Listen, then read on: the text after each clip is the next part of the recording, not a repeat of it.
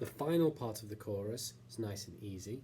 We start off on the 8th fret, and we're still just using the high E string again. Just using the high E string. You start on the 8th fret, and here's how it sounds.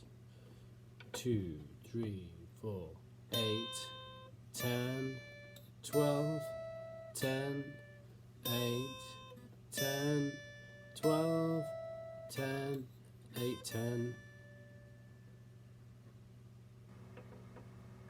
Okay. Notice that at the end of the music you have a 3-bar rest as well, and there's still another repeat. So here's how it sounds.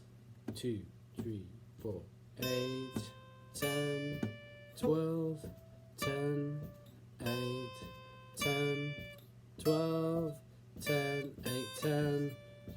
3, 1, 2, 3, 4, 2, 2, 3, 4, 3, and repeat.